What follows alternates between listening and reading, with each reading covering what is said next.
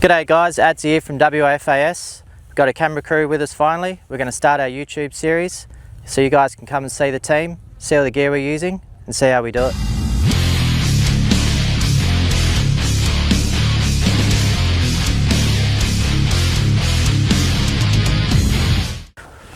Alright guys, so we've been called out today to a local farm. It's a cattle farm. They're losing a lot of calves, so farmer's given us a buzz to come out here and try and get as many foxes as we can. We've done 2 trips here already and we've already removed 15, so we'll see how we go tonight. Alright, so I'll just quickly run you through my callers. These are my 2 favourites and I'll show you why. So basically we've got the cheaper option and we've got the more expensive option. They both have their plus and minuses. You can use them for both sort of jobs, but I basically use this for my small jobs. When I say small jobs, sort of under 100 acres sort of thing. Anything above that I use this one here. So this one here is the Icotec Fernado. So when you buy this unit, I think it's around 200 Aussie dollars. Comes with the decoy, comes with the fluff, comes with the tripod, everything all included. This one here only has the sounds that are programmed into this controller, so you can't add any more. They are all American sounds, but there is probably 4 on here that I use most of the time, which is bunion distress, cottontail distress, jack distress and chicken distress. All you do to switch these on is press this button here. Turns the decoy on, and then you can control the decoy from the remote. So basically this decoy will run automatically. It pauses automatically and you can stop it. Decoy is really good for when you're out there because the fox will focus on the decoy and not look at you, so you can do whatever you need to do without the fox looking at you. I'll position this out there somewhere. If I think the foxes are sort of over in that direction, I'll put the decoy over here. The wind's going this way as well, so instead of the fox catching drift of my wind, he'll walk towards the decoy, not smell me, and I can get a nice shot of him from the side. When you see most of my videos that we've been posting, or all of our guys, a lot of the foxes are going across the screen and we pull them in towards us and shoot them on the angle that we prefer. The reason why we do this is because we like to pull the animal to a safe shooting area. The farmers absolutely love this from us because their stock is safe. There's people that work around the farms that are in the houses, they're all safe and everything's all safe, and that's the key. So yeah, this guy here for the small farms, the reason why is because the sound obviously doesn't travel as far as what this one does. And also the remote control roughly only works up to about 60 meters. Any further than that you start to lose connection with it, so you won't be able to stop your decoy, you won't be able to stop your sounds, or you might not be able to start your sounds depending on what you want to do. I'll just quickly run through the 2 units and then I'll explain how I use them. So that's the Fernado, but we call this one Furry, and then obviously this one we call Fluffy. This is the Icotec Helium Plus. This one's about 500 Aussie dollars. Doesn't come with a decoy, doesn't come with a tripod, and doesn't come with a furry cover. So those things all cost extra. But when you get it all together, it's a great unit. The benefits of this one on larger properties is obviously the sound goes out further. Okay, so the sound travels further, and the other big benefit about this unit here is the remote control works from further away. So this one goes up to about 150 meters away. I would never really use it at 150. I kind of use it more around, say, the 30 to 60 or 70 meter mark. 40 is a pretty good number. I usually put at 45 meters on a 45 degree from wherever I shoot. This unit, you can pre-program sounds in it. It comes with 500 different sounds. They're all from the US, so they're all like coyote sounds. There is fox sounds in them because they use these over in the UK and all that as well. We also have our own Aussie sounds, so if you want to get your hands on those, just contact the page and we'll flick them across to you. Just a couple of Aussie animals in there like the 28, and we've got our own little chicken in distress sounds that we think that work a little bit better than the ones that come with the units. This one here, so basically it's got another downfall I don't like about this controller is when you switch it on, it's extremely bright. So when I turn it on, I put it close to my chest, I let it do its startup screen, and then once the startup screen is finished, I pull it out. Now it's on day mode so you can read this, so at night time it's normally got a black screen. which is better for the foxes not to spot you. So I'll just show you in my favourites here. There's a couple of sounds in here that I use most. Bugs Bunny is basically my break glass in case emergency. So when I play the Bugs Bunny one, the foxes come running. Here's the sound. So when you turn these units on, the sound usually starts on volume 5. I've got it down really low at the moment just so you can hear me over it. In a set, so we call a set, so we basically pull up in a, this is how we do it, right? So when we pull up in a unit or buggy or whatever we're using for the night, we bring the tripod out, we set the rifle up, we go choose a position where we want to put the caller. Now, just looking at this spot here, we've got all reserve on this side, on our left hand side, where I expect the foxes to be living. But from this time onwards, I expect them not to be where they're living. I expect them to be out and about. So the farm's to our right, and where I think they live is to our left. They may come from our left hand side, but most of the time they usually come from the farm because they're out looking for a feed, especially this time of the day and for the rest of the night. First thing I'll do is I'll work out what way the wind's going. Tonight's a full moon, so I'll be looking at the trees and things like that because I'll be hiding underneath them. And then I'll set my caller up basically 40 to 45 metres away on a 45-degree angle from where I think they're going to come. So I think they're going to come from that direction over there. So I'll basically stick that caller, let's just say I'm sitting here under a tree, I'll put it over that side to my left on a 45-degree, and hopefully the foxes, I'll pull them from that way and they'll walk across my screen and I can draw them into the unit. With these, I basically give it 15 minutes at each set. So I start on the low level, which is the 5 that it starts on, and over 5 minutes time, I'll slowly crank it up. The reason why I do that is because it pulls the foxes in the closer areas, okay? So I don't want the foxes right down the back yet, but I will pull them and get them after. I want the ones that are close, okay? So basically, I'll start on a low level and I'll run it for about 5 minutes. Usually a fox comes in straight away, most places we go. If it doesn't, I'll crank it up to, I don't know, about 6 or 7 and then 8. And then after another 5 minutes, I'll crank it on full volume, all right? And if nothing comes after 15 minutes, or usually, let's say the 10-minute mark actually, I'll pull out the Tenterfield whistle, which usually goes, you know, up to 2 kilometres. So basically, that'll pull the foxes in, and once I can see them in range with my monocular, I'll stop whistling and I'll change over to my caller. And then once again, I'll pull them to the area that I want to shoot them in and not towards me with the whistle. That's the key. As the fox is coming in, I slowly turn the volume down. The closer it comes, I turn the volume down. And when it gets to about, say, the 50 to 100 metre mark, I almost turn it off. As the volume's coming down, they think whatever they're coming in after is leaving, so it draws them in faster. They come running.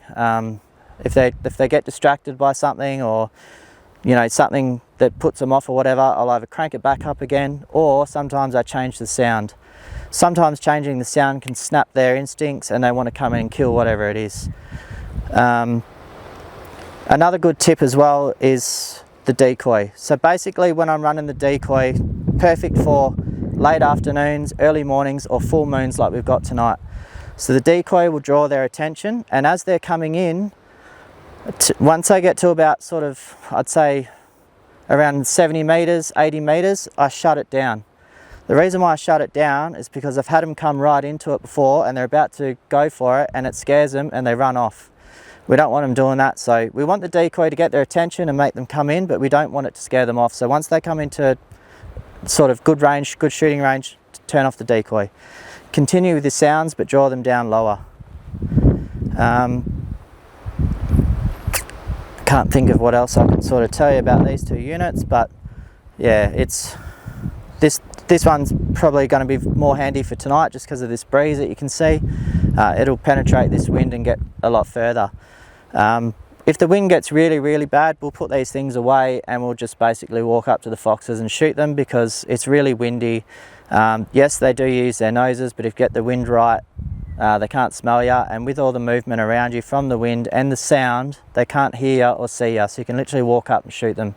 So here I'm using the Tikka T3X. This is a super light. I've done a little bit of upgrades to this, done some trigger work, put the walnut stock on it. This is basically the setup that I use when I do a lot of walking with a tripod. Light scope, light gun, light tripod is a great combo. I try and keep my brands together, so when I'm using a D&T scope, I use a D&T monocular. I've got another one over here, I'll show you that in a minute. So this is basically the Hydra. It's the HS650R, which has just come out. 50mm lens, it's got an LRF on the other side. That they've just brought that out. And yeah, this thing's going pretty good for us at the moment. It's holding zero excellently. Great image quality.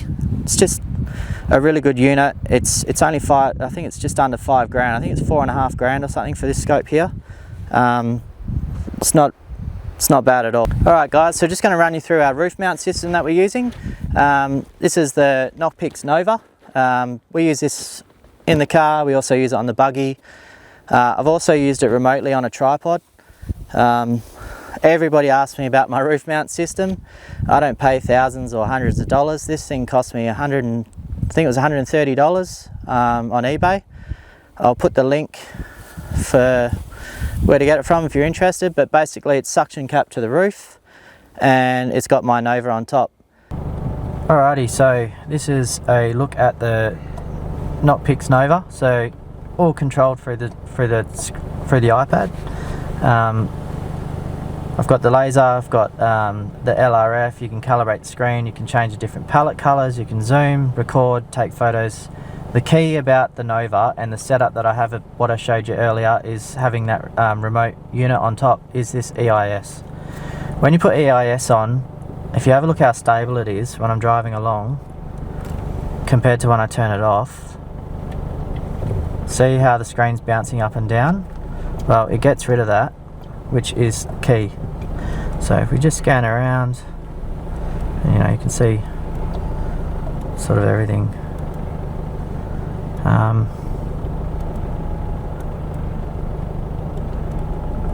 Oh, and look, there you go.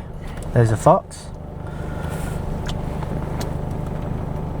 So where that cross is in the middle of the screen, that's actually throwing out a green laser beam. And if I look out my windows, I can see where the green laser is, which is right out my driver's side window, which you probably can't see with the camera. And I can see that that fox is circling around me and he's going back behind us. So I'm not going to bother with him because he's obviously worried about us right now. And as you can see on the screen, it's really windy. Calling him in probably won't be helpful at this moment. But we're going back out that way, so we'll have a crack at him later on. But yeah, so as you can see, I can drive it around.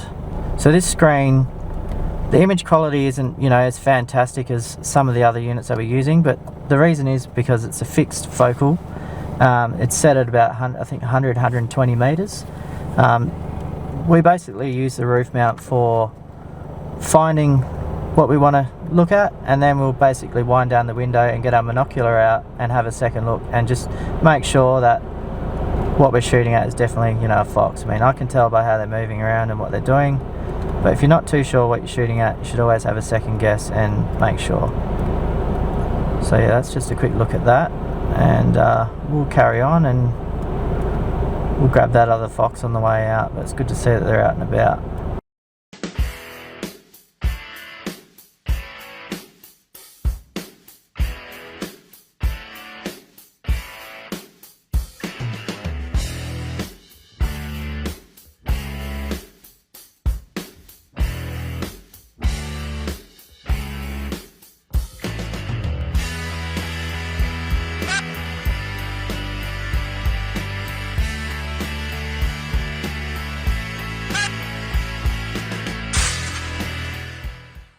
Alrighty, so what we're doing now is we've just left a set. We called a fox in, took us about 6 or 7 minutes. Me and Steve's our cameraman, he wasn't ready, neither was I.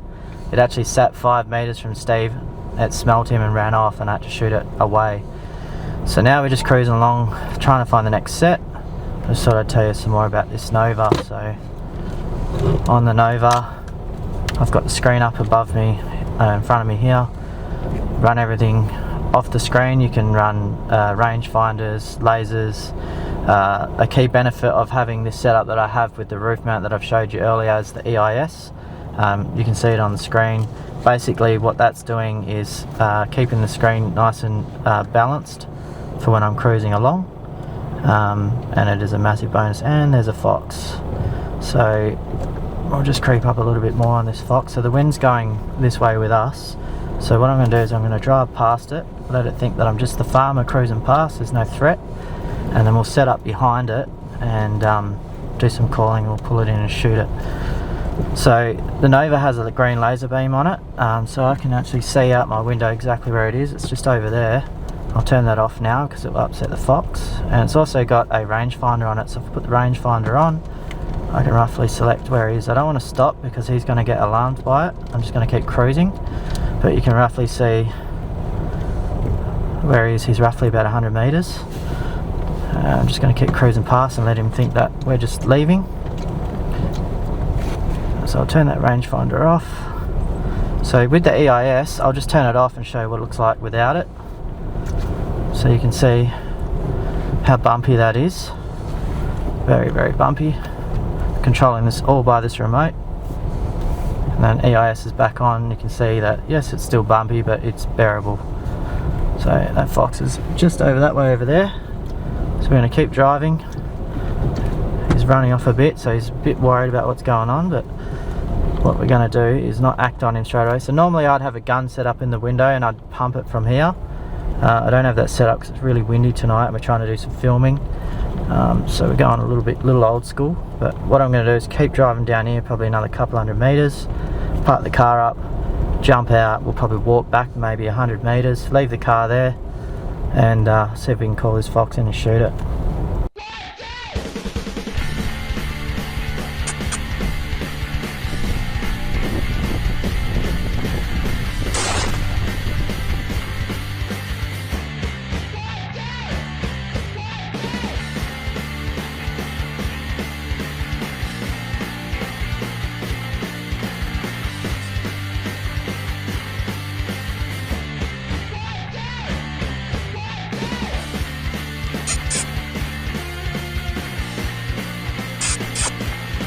Hey.